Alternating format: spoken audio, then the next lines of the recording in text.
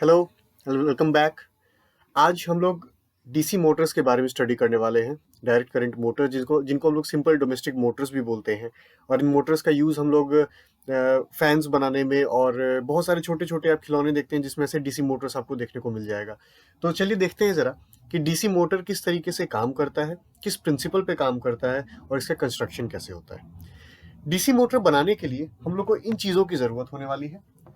सबसे पहले मैग्नेट्स लेंगे,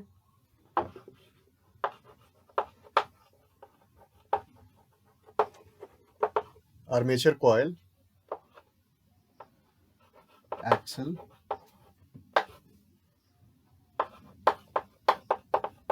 split rings, battery,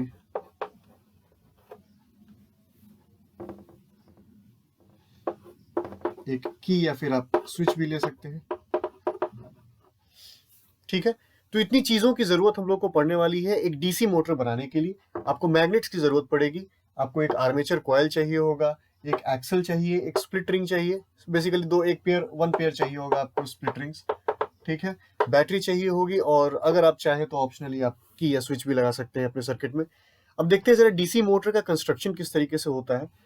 DC motor बनाने के लिए सबसे पहले आप इन दो मैग्नेट्स को इस तरीके से प्लेस करेंगे कि एक एंड जो है वो नॉर्थ पोल होगा तो दूसरा एंड साउथ पोल होगा। यानी ये आपका नॉर्थ मैग्नेट है और ये आपका साउथ पोल मैग्नेट है। ठीक है, ये मैग्नेट्स हम इसलिए लगाते हैं क्योंकि हमारे डीसी मोटर को वर्क करने के लिए एक मैग्नेटिक फील्ड की जरूरत होती है। ठीक है, इन चीजों के अलावा आपको एक थ्योरी की भी जरूरत होगी जो है फ्लेमिंग्स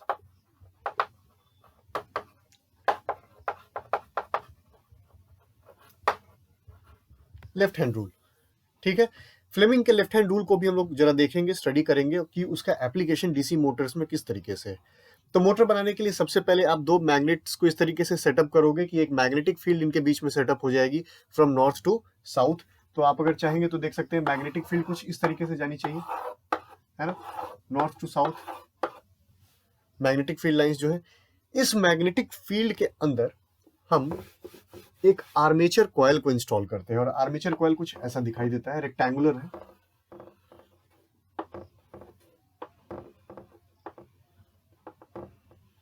कुछ ऐसा आर्मेचर कॉयल आपका दिखाई देता है। हम इनके साइड्स को नाम दे देते हैं ताकि आगे समझने में आसानी होगी। ए, बी, सी और डी।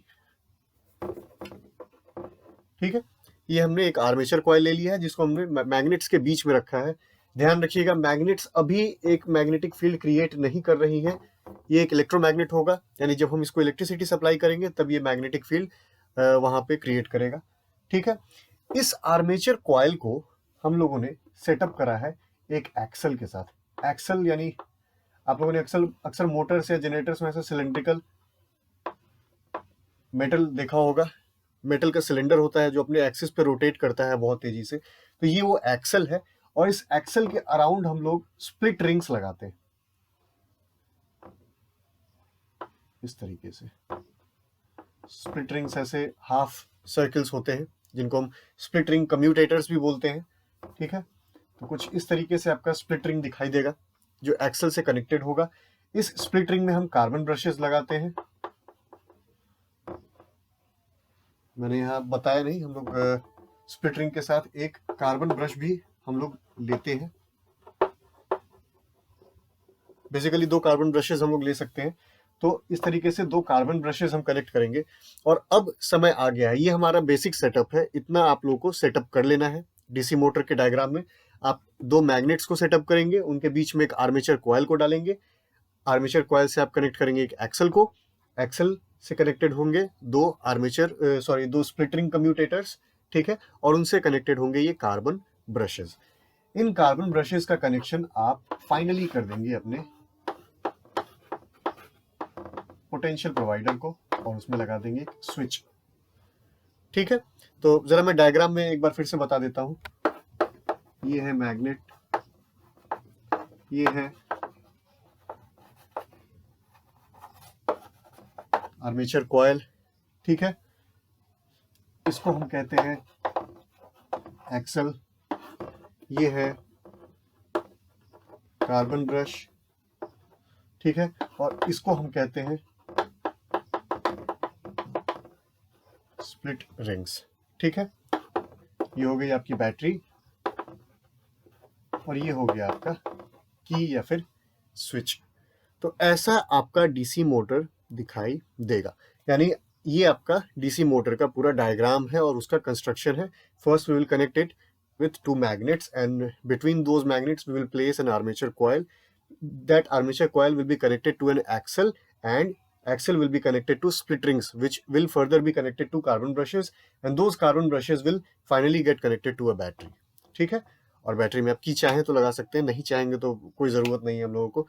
की या स्विच तभी हम लगाते हैं जब हमको कंटिन्यूअस पावर सप्लाई नहीं चाहिए या हमें अपनी बैटरी को रोकना है। तो अगर आप सिंपल लैब इक्विपमेंट्स तैयार कर रहे हैं तो की ना भी लगाएं तो भी चलेगा, कोई बहुत बड़ा इशू नहीं है यहाँ पे, ठीक है। अब जरा देखिए कि वर्क कैसे करेगा। जैसे ही मैंने यहाँ से स्विच दबाया, बैटरी से वोल्टेज आना शुरू हुआ, इस आर्मेचर कॉइल में एक करंट प्रोड्यूस होगा और वो करंट कुछ इस तरीके का होगा, अपवर्ड करंट होगा। इस AB वाले आर्म में एक अपवर्ड करंट जाना शुरू होगा, ठीक है। अब जरा देखो, हम यहाँ पे फ्लेमिंग के लेफ्ट हैंड रूल का इस्तेमाल करेंगे ये देखने के लिए कि ये मोटर मूव कैसे कर रहा है। मैंने आपको बताया जैसे ही यहाँ से पावर सप्लाई देंगे ये मैग्नेट्स भी अपनी मैग्नेटिक फील्ड्स लगाना चालू कर देंगी। तो आप सपोज करके चलिए कि ये जो है आपकी मैग्नेटिक फील्ड है। देखो magnetic field north to south जाती है, तो ये आर्मेचर कॉइल जो है एक मैग्नेटिक फील्ड में रखा हुआ है, नॉर्थ टू साउथ जा रहा है ये मैग्नेटिक फील्ड, और करंट इस तरीके से है। तो यहाँ पे हम लोग फ्लेमिंग का लेफ्ट हैंड रूल लगाते हैं। और लेफ्ट हैंड रूल क्या है, आप अपने लेफ्ट हैंड के फिंगर्स को इस तरीके से रखिएगा और आपका थंब, आपका फोर फिंगर और आपका मिडिल फिंगर, ये तीन अलग अलग क्वांटिटीज को डिनोट करता है ना। इसकी सिंपल कोडिंग हम इस तरीके से करते हैं, father mother and child, father mother and child, force magnetic field current, ठीक है, force magnetic field and current. और ये तीनों एंटिटीज एक दूसरे के परपेंडिकुलर रहती हैं। तो कायदे से देखो तो ये रहा फोर्स, ये रही मैग्नेटिक फील्ड और ये आउटवर्ड रहा करंट, यानी सब एक दूसरे के परपेंडिकुलर है। इसके मोशन को देखने के लिए हमें सिर्फ फोर्स की जरूरत है कि किस तरीके, किस डायरेक्शन पे फोर्स लगेगा, ताकि हम लोग को पता चल सके कि हमारा ये आर्मेचर कॉइल किधर की तरफ मूव करेगा। तो जरा देखिए, अगर आप इस फिंगर को इस तरीके से रखते हैं तो ये चीज जो है ये मैग्नेटिक फील्ड है। तो मैग्नेटिक फील्ड, तो चलो मुझे मैग्नेटिक फील्ड की डायरेक्शन मिल गई इधर साइड पे, ठीक। मेरा जो करंट है वो अपवर्ड है, यानी अंदर की तरफ है, यानी मुझे अपने इस करंट वाले फिंगर को, मिडिल फिंगर को इस तरीके से प्लेस करना पड़ेगा, है ना, अंदर की तरफ। ये अंदर की तरफ, ऊपर की तरफ जा रहा है ना, ठीक है। तो ये रहा मैग्नेटिक फील्ड और ये रहा करंट। तो जो फोर्स का डायरेक्शन है वो किधर है, डाउनवर्ड होगा। देखो मेरा जो अंगूठा है ये नीचे की तरफ है कि नहीं। तो आपका जो ये पूरा जो आर्मेचर कॉइल है ये नीचे की तरफ 180 डिग्री मूव कर जाएगा, यानी ये इस तरीके से घूम जाएगा, पूरा पलट जाएगा 180 डिग्री, ठीक है। ये इधर से इधर एंटी क्लॉकवाइज जो है वो 180 डिग्री मोशन कर जाएगा। अब जैसे ही ये 180 डिग्री मोशन करेगा तो आपके करंट के डायरेक्शन में भी चेंज आएगा, आपका फोर्स के डायरेक्शन में भी चेंज आ जाना चाहिए, ठीक है। और वो कैसे होता है, ये स्प्लिट रिंग्स, जब ये आर्म 180 डिग्री मूव करती है तो ये दोनों स्प्लिट रिंग्स एक दूसरे के कांटेक्ट में आता है, एक दूसरे से टच होता है। और उस टच होने के कारण ये आर्म AB में जो अपवर्ड करंट था, आर्म CD में एक रिवर्स करंट जनरेट हो जाता है, करंट की डायरेक्शन चेंज हो जाती है, CD में डाउनवर्ड करंट आ जाता है। और करंट की देखो मैंने बात की, करंट पहले अपवर्ड था, अब करंट डाउनवर्ड है, इस तरीके से है। तो फोर्स की डायरेक्शन अपवर्ड हो जाएगी, ये फोर्स है हमारा, है ना, मेरा थंब जो है मेरा फोर्स है, तो फोर्स अपवर्ड हो जाएगा। यानी पहले ये जो नीचे की तरफ लग रहा था, अब बाकी का फोर्स ही अब इधर से क्या होगा, और इधर 180 डिग्री और मूव कर जाएगा, है ना। मैं आपको और बेहतर तरीके से, सपोज करो ये मेरा मोबाइल फोन है, ठीक, ये है आपका आर्मेचर कॉइल, ऐसे ही रेक्टेंगुलर होता है ना, ये पूरा रेक्टेंगुलर है। अब क्या है, ये पहले 180 डिग्री मूव किया था इस तरीके से, अब क्या होगा, फिर से एक अपवर्ड फोर्स लगेगा इधर से इसको, तो ये फिर से एक बार इस तरीके से मूव कर जाएगा।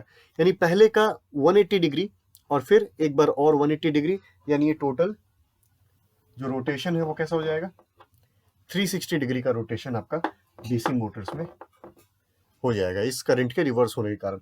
और यही काम तब तक चलता रहेगा जब तक हम अपने मोटर में करंट को सप्लाई करते रहेंगे। ये आर्मेचर कॉइल मूव करता रहेगा और आपको इलेक्ट्रिकल एनर्जी को मैकेनिकल एनर्जी में चेंज करके देगा, ठीक है। तो आप ये भी कह सकते हैं कि जो डीसी मोटर है आपका, ये इलेक्ट्रिकल को